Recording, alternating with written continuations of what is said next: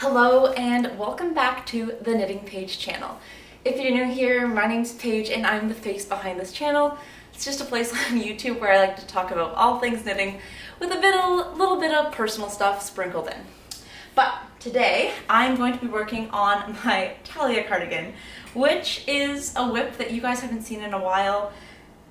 I wanted something mindless and this was the only mindless knit I had available. And so a little life update, I have since moved and started a new teaching position. And I shouldn't say new teaching position, I've started my teaching position. I've never had a teaching job before, I just finished teacher's college and I've since moved and started a new teaching position, or like a teaching position, I guess. No new or just I've started a teaching position and it's been wonderful, but it has been oh so busy. I'm realizing that I'm going to have to be very intentional with my knitting time and with my filming time, both in terms of light and in terms of timing. And so my living situation is with a house of wonderful people. And I have this nice room that me and my dog Luna live in, but my room is in the basement, which just makes for some unideal lighting when it comes to recording. So I think moving forward when I record in my room, it is probably going to be a lot of artificial light and not a lot of natural light, because I don't get a lot of natural light through my little windows. So bear with that. I might also try to film in the common space on the main floor, but again, I'm going to be wary of my roommates and their timing and whatever, but my space is in the basement, which just makes for not the best lighting. So I'm going to get creative with the lights that I do have in my room, and yeah, that's just a little life update. But today I want to talk to you about all things test knitting.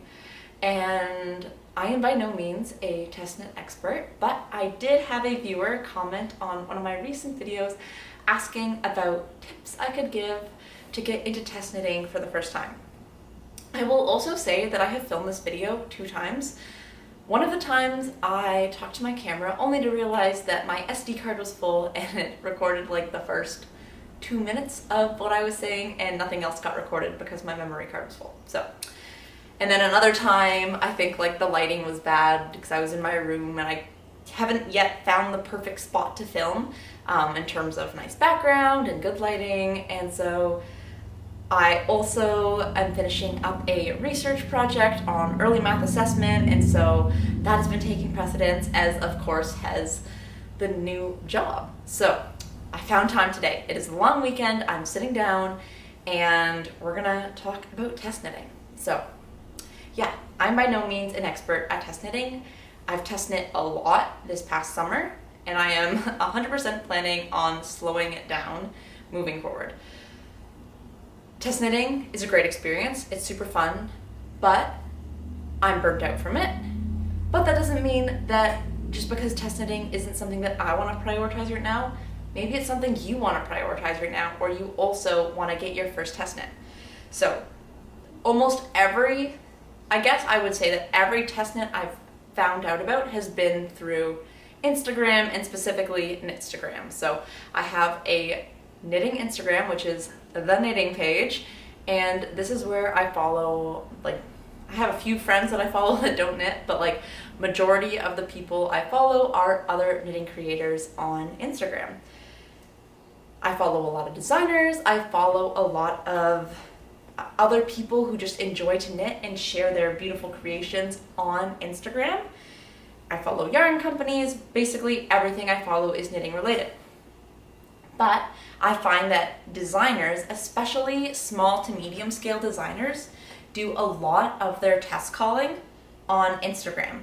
This will either look like in the form of a Google Forms post where they put a link, usually in their story or in a link of links on their page, where you can click on a Google form and fill out all the information that they're asking, which usually includes information about the size of your bust or the size of the bust of the garment you'd like to create. I know some people will do a test knit for a grandmother or a friend or something like that, just to get the experience, and if they think that article of clothing would be better suited, like they think it's beautiful, but it maybe isn't best suited for them and suited for someone else in their life. Regardless, you usually have to fill out the size of garment you want to make, which is for almost all tops related to your bust measurement. I have also test knit shorts, which is related to my hip measurement, but you usually fill out the sizes that best correspond. You don't always have to give the exact measurement of your body, but just the size that best corresponds to your body based on the amount of ease recommended in the pattern, or sometimes based on the amount of ease that you would like to achieve. Sometimes you can apply for multiple sizes. That was the case for the Merle tee that I knit by Knitting Deer. I applied to both size 1 and 2 because both of them would give me positive ease, with size 1 being less positive ease than size 2. And she got back to me saying, I'd love to have you as a test knitter, and can you knit size 1? And I'm so glad I did, because I absolutely love the fit of that shirt. All designers, all test calls are a little bit different, but every test knit I've come across has been through Instagram. The one exception is that I've learned about test knits through Instagram, but not all calls happen through Instagram or through a direct form that's posted on Instagram. Some test calls happen, like Sari Nordlund has a blog forum on Ravelry that she does her test knit calls through. So that's one option, but I found out about that through Instagram, but then I will occasionally check Ravelry and her Ravelry blog or forum page and just kind of see, oh, is there a garment test knit that I can apply for? But I've only done one Sari Nordlund test knit because I'm usually too slow to apply.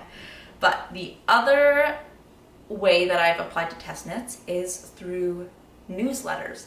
But I found out about these newsletters through Instagram. So 2 designers that come to mind with newsletters that I've applied for are the Petite Knitter. I knit her gingham pouch that I applied to via her newsletter. So if she is someone that you admire the designs of, I'd highly suggest applying to her newsletter. She does a lot of gorgeous color work. Ozetta is another designer that typically will put out a test call through her newsletter. I've never done an Ozetta pattern, but it is on my test knit bucket list to do one of Ozetta's patterns, so that may be a designer that I will apply for this fall, even though I really want to slow things down. I just think her designs are absolutely gorgeous, timeless, classic, all the things that people love, which is why she's so popular and someone that I would love to test knit for. But yeah, the majority of test knit calls happen via Instagram, a lot of times through a post or a Google form, and the post form is where you comment information that the designer's asking. La Knitwear oftentimes does this for her test calls, and I will be test knitting the sand pillow for her, and I got that test knit via commenting on her post for a test knit call. I would also say that if you want to test knit for the first time, from my experience, your best bet to get chosen is to apply to smaller designers. It's a numbers game, right? If you have 100,000 followers on Instagram, you're going to get a lot more people applying to your test knits because a lot more people are seeing your test knit call than someone who has 1,000 followers on Instagram, because 1,000 people are seeing their test knit call. So that is something to be wary of. I also would say if you've never gotten chosen for a test knit, it can be useful to just keep applying. I know my first test knit was the Hulla sweater by Knitwear, but this was not the first test knit I applied for. I applied for a lot of test knits, and that same trend continued this summer, where in the past I had applied to a lot of test knits and I seldomly got chosen for a test knit. And oftentimes when you apply for a test knit, you don't get a confirmation that you didn't get it, you only get confirmation that you got it. It's like applying for a job. It's like applying for a job. Sometimes some companies will let you know, thanks for applying, but better luck next time. Other times you apply for a job and you're just left always wondering, will they get back to me? Will they get back to me? It's been 2 weeks, it's been 3 weeks, it's been 4 weeks. So keep that in mind. Usually you don't get a compensation for test knitting aside from the free pattern. Sometimes their test knitters or designers will have a partnership with a certain either yarn distributor or yarn company. And so Ulla Knitwear is someone that has been partnering with Isager recently, and so all of her test knits the yarn is sponsored for. Emma was a person that I test knit for this summer, and she had a partnership with Soul Wool, who kindly sponsored the yarn for the test knit. But the majority of test knits I've done, I have purchased yarn for or used yarn from my stash to get the means to make the knit. Keep that in mind, is that majority of designers don't pay you or give you free yarn. The only thing you get is a pattern. Some designers also, once you finish the test knit, will give you a free pattern for another design that they have, which I personally think is like a really great gesture for designers to do, especially if they're a larger designer. Like I know Sari Nordling compensates her test knitters through a free pattern. Knitting Deer gave us a free pattern. I think it's a nice touch. Obviously it's not necessary, but test knitting is a great process to work through and kind of see the steps in putting a pattern out there. Obviously there's a lot more that goes into putting a pattern out there than just the test knit process, but it's a great way to also build community within the knitting world. I should also caveat that with saying that some designers will run a chatty group on Instagram where you can ask questions about the pattern, talk about your process of knitting the pattern, but sometimes they also don't do a group on Instagram, and it's just complete the pattern by this day and fill out the feedback form.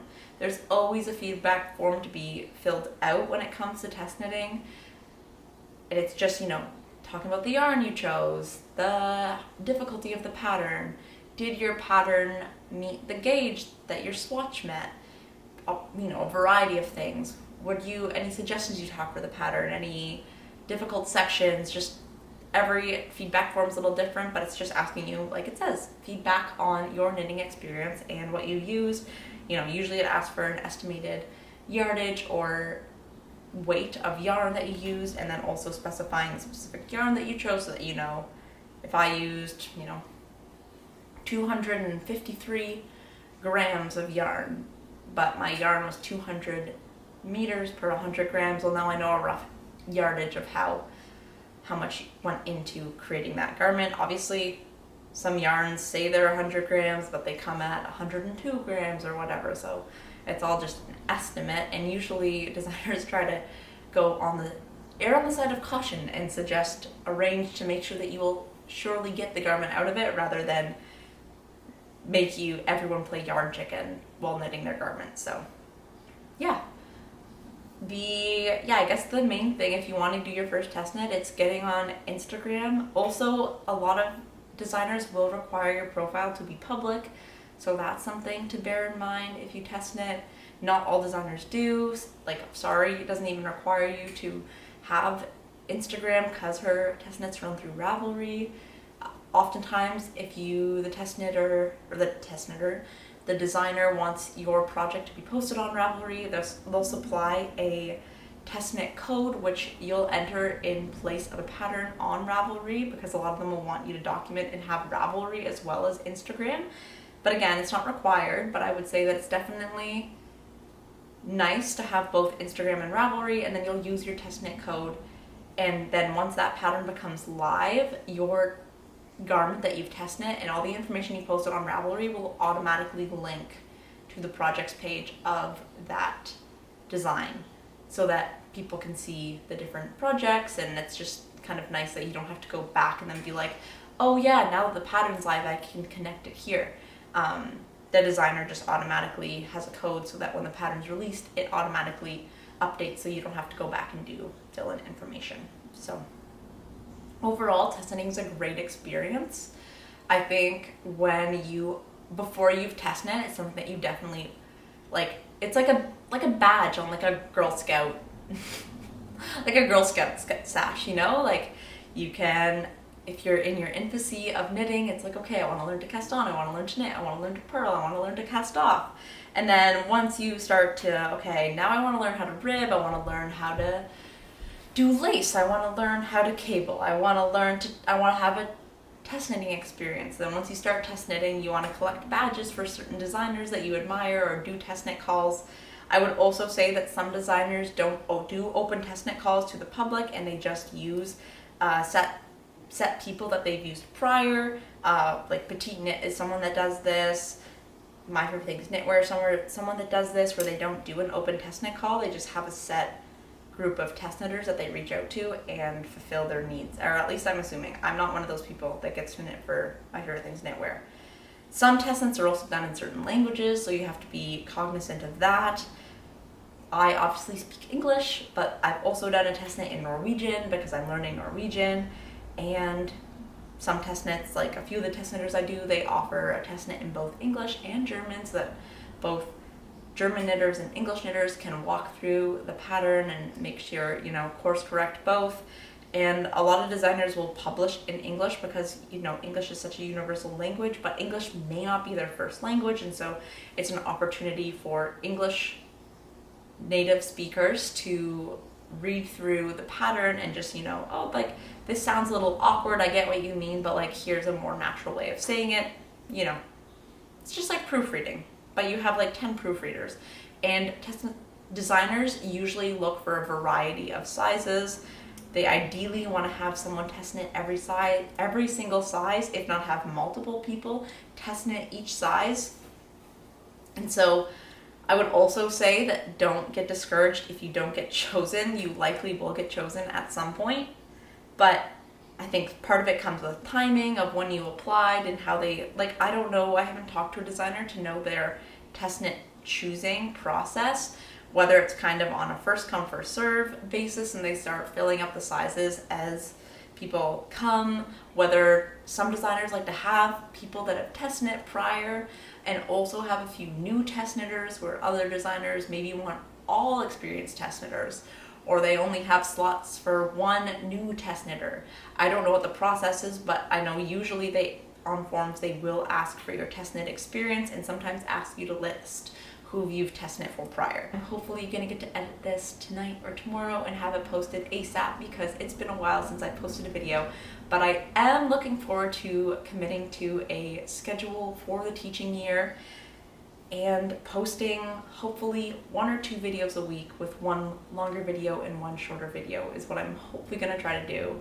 So stay tuned for updates, and I hope you enjoyed this testing video. I'm sorry if it's a little all over the place. It's honestly been a while since I've sat down in front of a camera, and I feel it's like a skill and a craft, and that the more often you do it, the better you are. And so, yeah, till next time, I'm Paige, and I will see you again. Happy knitting. And yeah, this was supposed to be a knit into the week with me, but it is not because of me not being able to record the video when I wanted to. So, till next time, I will see you and enjoy.